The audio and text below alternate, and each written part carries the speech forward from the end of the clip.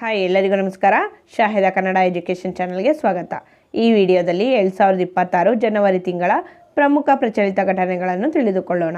ಮುಂಬರುವ ಎಲ್ಲ ಸ್ಪರ್ಧಾತ್ಮಕ ಪರೀಕ್ಷೆಗಳಲ್ಲಿ ಅತ್ಯಂತ ಉಪಯುಕ್ತವಾಗಿರುತ್ತದೆ. ಹಾಗಾಗಿ ಈ ವಿಡಿಯೋವನ್ನು ಸ್ಕಿಪ್ ಮಾಡದೆ ಪೂರ್ತಿಯಾಗಿ ನೋಡಿ.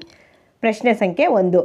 ವಿಜ್ಞಾನಿಗಳು ವಿದ್ಯುತ್ ಚಾಲಿತ ಸ್ಟಾರ್ಕ್ ಅನ್ನು ಮೊದಲ ಬಾರಿಗೆ ಯಾವ ಗ್ರಹದಲ್ಲಿ ಕಂಡುಹಿಡಿದಿದ್ದಾರೆ? ಉತ್ತರ ಸಿ, ಮಂಗಳ ಗ್ರಹ. ಸ್ನೇಹಿತರೆ, ಅಮೆರಿಕದ ವಿಜ್ಞಾನಿಗಳು ಮೊದಲ ಬಾರಿ ಮಂಗಳ ಗ್ರಹದಲ್ಲಿ ಸಣ್ಣ ವಿದ್ಯುತ್ ಚಾಲಿತ ಸ್ಟಾರ್ಕ್ ಅನ್ನು ಕಂಡುಹಿಡಿದಿದ್ದಾರೆ. ಮಂಗಳ ಗ್ರಹದ ವಾತಾವರಣ ಮತ್ತು ಹವಾಮಾನವನ್ನು ಅರ್ಥ ಮಾಡಿಕೊಳ್ಳಲು ಇದು ಮಹತ್ವದ ಹೆಜ್ಜೆಯಾಗಿದೆ. ಪ್ರಶ್ನೆ ಸಂಖ್ಯೆ 2. ರಾಜಸ್ಥಾನದ ಕೋಟಾ ಮತ್ತು ಮಧ್ಯಪ್ರದೇಶದ ನಾಗ್ಡಾ ಸೆಕ್ಷನ್ ನಡುವೆ ಗಂಟೆಗೆ 180 ಕಿಮಿ ವೇಗದಲ್ಲಿ ಸಂಚರಿಸುವ ವಂದೇ ಭಾರತ್ ರೈಲು ಯಾವುದು? ಉತ್ತರ ಸಿ, ವಂದೇ ಭಾರತ್ ಸ್ಲೀಪರ್ ರೈಲು. ರಾಜಸ್ಥಾನದ ಕೋಟಾದಿಂದ ಮಧ್ಯಪ್ರದೇಶದ ನಾಗ್ಡಾ ಸೆಕ್ಷನ್ ನಡುವೆ ಗಂಟೆಗೆ 180 ಕಿಮಿ ವೇಗದಲ್ಲಿ ಸಂಚರಿಸುವ ಈ ರೈಲಿನಲ್ಲಿ ವಾಟರ್ ಟೆಸ್ಟ್ ನಡೆಸಲಾಗಿದೆ. ಗಾಜಿನ ಲೋಟಗಳಿಂದ ಒಂದು ಹನಿ ನೀರು ಹೊರಗಡೆ ಚೆಲ್ಲದೇ ಇರುವುದರಿಂದ ಇದು ಅತ್ಯಾಧುನಿಕ ತಂತ್ರಜ್ಞಾನ ಹಾಗೂ ಅತ್ಯುತ್ತಮ ಹಳಿ ವ್ಯವಸ್ಥೆಗೆ ಹಿಡಿದ ಕನ್ನಡಿಯಾಗಿದೆ. ಪ್ರಶ್ನೆ ಸಂಖ್ಯೆ 3.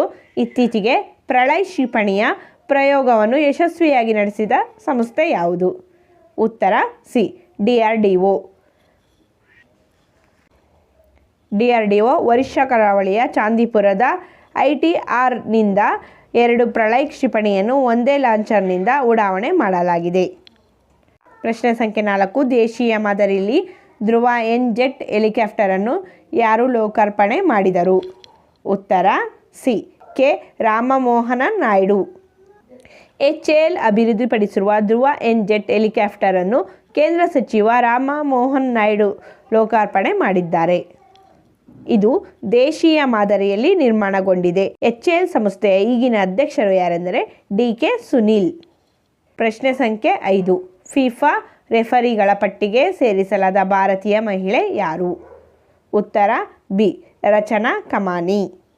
ವಿಶ್ವ ಫುಟ್ಬಾಲ್ ಆಡಳಿತ ಮಂಡಳಿಯ ಫಿಫಾ ರೆಫರಿಗಳ ಪಟ್ಟಿಗೆ ಭಾರತದ ಓರ್ವ ಮಹಿಳೆ ಮತ್ತು ಅಶ್ವಿನ್ ಕುಮಾರ್ ಹಾಗೂ ಆದಿತ್ಯ ಪುರ್ಕಾಯಸ್ತ್ ಅವರು ಪುರುಷರಲ್ಲಿ ಸ್ಥಾನ ಪಡೆದಿದ್ದಾರೆ. ಪ್ರಶ್ನೆ ಸಂಖ್ಯೆ 6. 2025ರ ಡಿಸೆಂಬರ್ ತಿಂಗಳಲ್ಲಿ ಭಾರತದ ಒಟ್ಟು ಎಷ್ಟು GST ಸಂಗ್ರಹ ದಾಖಲಾಗಿದೆ? ಉತ್ತರ ಎ, 1.74 ಲಕ್ಷ ಕೋಟಿ. ಪ್ರಶ್ನೆ ಸಂಖ್ಯೆ 7.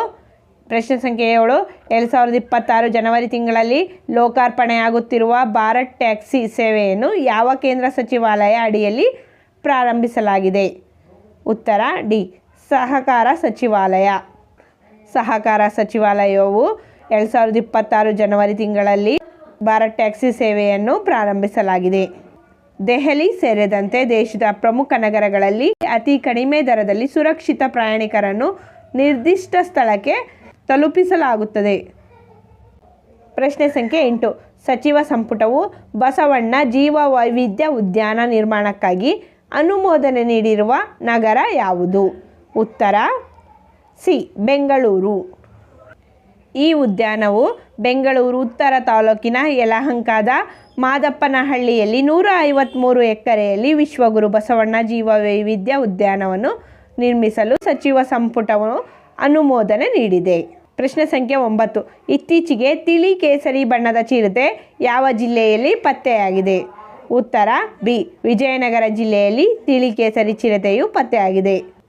10ನೇ ಪ್ರಶ್ನೆ. ಇತ್ತೀಚೆಗೆ ಬಾಂಗ್ಲಾದೇಶ, ಅಲ್ಬೇನಿಯಾ ಮತ್ತು ಜಾಂಬಿಯಾ ದೇಶಗಳಲ್ಲಿ ತನ್ನ ಅಭಿವೃದ್ಧಿ ಕಾರ್ಯಕ್ರಮಗಳನ್ನು ಸ್ಥಗಿತಗೊಳಿಸಲು ಯಾವ ದೇಶ ನಿರ್ಧರಿಸಿದೆ? ಉತ್ತರ ಡಿ, ಸ್ವಿಟ್ಜರ್ಲ್ಯಾಂಡ್.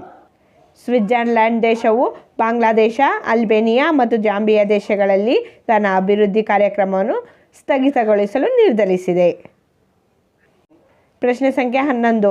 ಎಬೋಲಾ ವೈರಸ್ ಪ್ರಾಥಮಿಕವಾಗಿ ಯಾವ ಪ್ರದೇಶದಲ್ಲಿ ಕಂಡುಬರುತ್ತದೆ? ಉತ್ತರ ಎ, ಉಪ-ಸಹಾರನ್ ಆಫ್ರಿಕಾ. ಉಪ-ಸಹಾರನ್ ಆಫ್ರಿಕಾದಲ್ಲಿ ಎಬೋಲಾ ವೈರಸ್ ಪ್ರಾಥಮಿಕವಾಗಿ ಕಂಡುಬರುತ್ತದೆ. ಪ್ರಶ್ನೆ ಸಂಖ್ಯೆ 12. ಲಿಗ್ನೋಸ್ಯಾಟ್ ಎಂಬ ವಿಶ್ವದ ಮೊದಲ ಮರದ ಉಪಗ್ರಹವನ್ನು ಯಾವ ದೇಶ ಅಭಿವೃದ್ಧಿಪಡಿಸಿದೆ? ಉತ್ತರ ಸಿ, ಜಪಾನ್. ಪ್ರಶ್ನೆ ಸಂಖ್ಯೆ 13. ಅಳಿವಿನಂಚಿನಲ್ಲಿರುವ ರಣಹದ್ದುಗಳ ಮೇಲೆ ವಿಷಕಾರಿ ಪರಿಣಾಮ ಬೀರುವ ಕಾರಣ ಭಾರತದಲ್ಲಿ ಯಾವ ಔಷಧವನ್ನು ಅಧಿಕೃತವಾಗಿ ನಿಷೇಧಿಸಲಾಗಿದೆ? ಉತ್ತರ ಎ ನೈಮೆಸುಲೈಡ್. ನೈಮೆಸುಲೈಡ್ ಎಂಬ ಔಷಧಿಯು ಮೃದುವಿನ ಜೀವರಾಶಿಗಳಿಗೆ, ವಿಶೇಷವಾಗಿ ಕಪ್ಪು ಕಾಗದ ಹಕ್ಕಿಗಳು ಮತ್ತು ರಣಹದ್ದುಗಳ ಮೇಲೆ ಮಾರಣಾಂತಿಕ ವಿಷಕಾರಕ ಪರಿಣಾಮ ಸೃಷ್ಟಿಸುತ್ತದೆ. ಅದಕ್ಕಾಗಿ ಭಾರತದಲ್ಲಿ ಈ ಔಷಧಿಯನ್ನು ನಿಷೇಧಿಸಲಾಗಿದೆ. ಪ್ರಶ್ನೆ ಸಂಖ್ಯೆ 14. ಭಾರತದಲ್ಲಿ ಕೃತಕ ಬುದ್ಧಿಮತ್ತೆ ಸಂಶೋಧನಾ ಸಂಸ್ಥೆ ಸ್ಥಾಪಿಸಿದ ಮೊದಲ ರಾಜ್ಯ ಯಾವುದು? ಉತ್ತರ ಬಿ ಗುಜರಾತ್. ಗುಜರಾತ್ ಸರ್ಕಾರವು ಎಐ ಸಂಶೋಧನೆ, ಉದ್ಯಮ ಮತ್ತು ಶಿಕ್ಷಣ ಕ್ಷೇತ್ರಗಳನ್ನು ಅಭಿವೃದ್ಧಿಪಡಿಸಲು ಎಐ ಸಂಶೋಧನಾ ಕೇಂದ್ರ ಸಂಸ್ಥೆ ಸ್ಥಾಪಿಸಿದ ಮೊದಲ ರಾಜ್ಯವಾಗಿದೆ.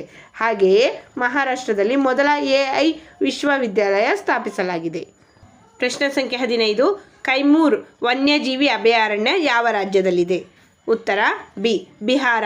ಬಿಹಾರ ರಾಜ್ಯದಲ್ಲಿ ಕೈಮೂರ್ ವನ್ಯಜೀವಿ ಅಭಯಾರಣ್ಯವಿದೆ. ಪ್ರಶ್ನೆ ಸಂಖ್ಯೆ 16. ಭಾರತದ ಮೊದಲ 3D ಫ್ಲೆಕ್ಸ್ ಇಂಜಿಯೋಗ್ರಫಿಯನ್ನು ಎಲ್ಲಿ ಪ್ರದರ್ಶಿಸಲಾಯಿತು? ಉತ್ತರ ಎ ಸೇನಾ ಆಸ್ಪತ್ರೆ, ದೆಹಲಿಯಲ್ಲಿ ಭಾರತದ ಮೊದಲ 3D ಫ್ಲೆಕ್ಸ್ ಇಂಜಿಯೋಗ್ರಫಿಯನ್ನು ಪ್ರದರ್ಶಿಸಲಾಯಿತು. ಪ್ರಶ್ನೆ ಸಂಖ್ಯೆ 17.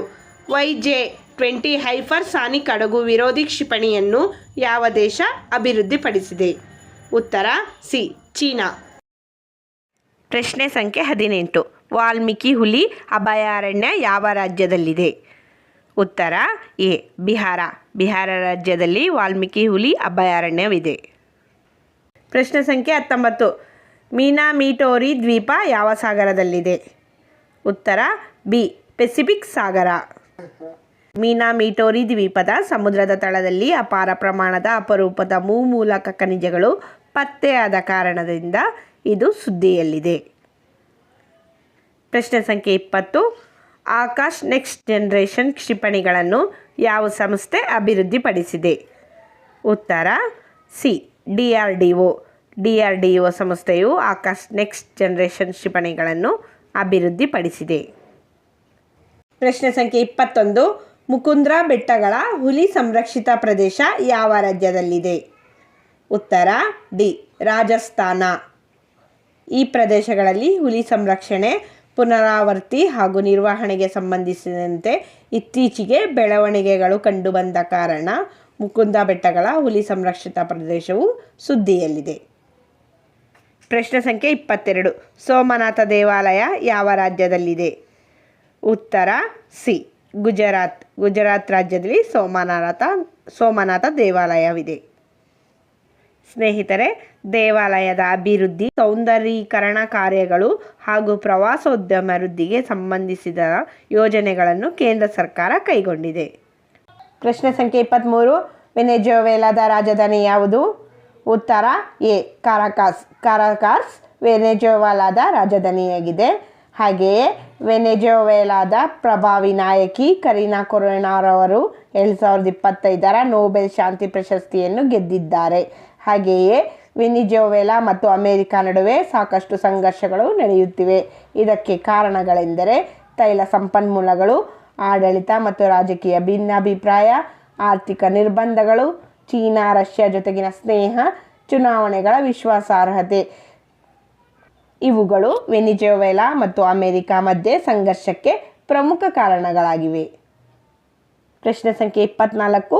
ಗ್ರೀನ್ಲ್ಯಾಂಡನ್ನು ಯಾವ ದೇಶದಿಂದ ಪ್ರತ್ಯೇಕಿಸಲು ಅಮೆರಿಕ ಪ್ರಯತ್ನ ಮಾಡುತ್ತಿದೆ?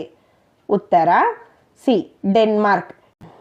ಡೆನ್ಮಾರ್ಕ್ ದೇಶದಿಂದ ಗ್ರೀನ್ಲ್ಯಾಂಡನ್ನು ಪ್ರತ್ಯೇಕಿಸಲು ಅಮೆರಿಕ ಪ್ರಯತ್ನ ನಡೆಸುತ್ತಿದೆ. ಗ್ರೀನ್ಲ್ಯಾಂಡ್ ಡೆನ್ಮಾರ್ಕ್ನ ಒಂದು ಭಾಗವಾಗಿದ್ದು, ಇದು ಅಮೆರಿಕ ತನ್ನ ಭೂಪ್ರದೇಶಕ್ಕೆ ಸೇರಿಸಲು ಪ್ರಯತ್ನ ಮಾಡುತ್ತಿದೆ. ಇದಕ್ಕೆ ಕಾರಣಗಳೆಂದರೆ ಭೌಗೋಳಿಕ ತಂತ್ರಜ್ಞಾನ, ಆರ್ಕ್ಟಿಕ್ ಪ್ರದೇಶದ ಪ್ರಾಬಲ್ಯ, ಅಪಾರ ನೈಸರ್ಗಿಕ ಸಂಪನ್ಮೂಲಗಳು, ಚೀನಾ ಪ್ರಭಾವಕ್ಕೆ ತಡೆ, ರಾಜಕೀಯ ಹಿನ್ನೆಲೆ. ಈ ಎಲ್ಲ ಕಾರಣದಿಂದ ಡೆನ್ಮಾರ್ಕ್ನಿಂದ ಗ್ರೀನ್ಲ್ಯಾಂಡನ್ನು ಪ್ರತ್ಯೇಕಿಸಲು ಅಮೆರಿಕ ಪ್ರಯತ್ನಿಸುತ್ತಿದೆ. ಪ್ರಶ್ನೆ ಸಂಖ್ಯೆ 25. ಜನವರಿ 12ರಂದು ಇಸ್ರೋ ಉಡಾವಣೆ ಮಾಡಿರುವ ಉಪಗ್ರಹ ಯಾವುದು? ಉತ್ತರ ಡಿ EOS-N1. ಫ್ರೆಂಡ್ಸ್, ರಾಷ್ಟ್ರೀಯ ಯುವ ದಿನವನ್ನು ಯಾವಾಗ ಆಚರಿಸುತ್ತಾರೆ ಎಂದು ಕಾಮೆಂಟ್ ಮಾಡಿ ತಿಳಿಸಿ. EOS-N1 ಉಪಗ್ರಹವು ಭೂಮಿಯ ಮೇಲಿನ ಹೈಪರ್ಸ್ಪೆಕ್ಟ್ರಲ್ ದೃಶ್ಯಗಳನ್ನು ಪಡೆಯಲು ವಿನ್ಯಾಸಗೊಂಡಿದೆ. ಇದು PSLV C62 ರಾಕೆಟ್ನಲ್ಲಿ ಹೆಚ್ಚಿನ ಸಾಫ್ಟ್ವೇರ್ ಮತ್ತು ಉಪಗ್ರಹಗಳೊಂದಿಗೆ ಉಡಾವಣೆ ಹೊಂದಿದೆ. EOS-N1 ಉಪಗ್ರಹವು ಭೂನಿಗಾ, ಪರಿಸರ, ಕೃಷಿ, ವನ ಸಂಪನ್ಮೂಲಗಳು ಮುಂತಾದ ಅನುಶೀಲನೆಗಳಿಗಾಗಿ ಮತ್ತು ರಾಷ್ಟ್ರ ಭದ್ರತೆಗೆ ಸಂಬಂಧಿತ ಮಾಹಿತಿಗಾಗಿ ಇದು ಉಪಯೋಗವಾಗಬಹುದು. ಈ ಉಪಗ್ರಹವು ಆಂಧ್ರ ಪ್ರದೇಶದ ಶ್ರೀಹರಿಕೋಟಾದಿಂದ ಉಡಾವಣೆಗೊಂಡಿದೆ. ಇದೇ ರೀತಿಯಾಗಿ ಪ್ರಮುಖ ಪ್ರಚಲಿತ ಘಟನೆಗಳು ಮತ್ತು PSI, PC ಹಳೆ ಪ್ರಶ್ನೆ ಪತ್ರಿಕೆಗಳು ಬೇಕಾದರೆ ನಮ್ಮ ಚಾನಲನ್ನು ಸಬ್ಸ್ಕ್ರೈಬ್ ಮಾಡಿ, ಬೆಲ್ ಐಕನ್ ಪ್ರೆಸ್ ಮಾಡಿ, ಶೇರ್ ಮಾಡಿ, ಲೈಕ್ ಮಾಡಿ. ಧನ್ಯವಾದಗಳು.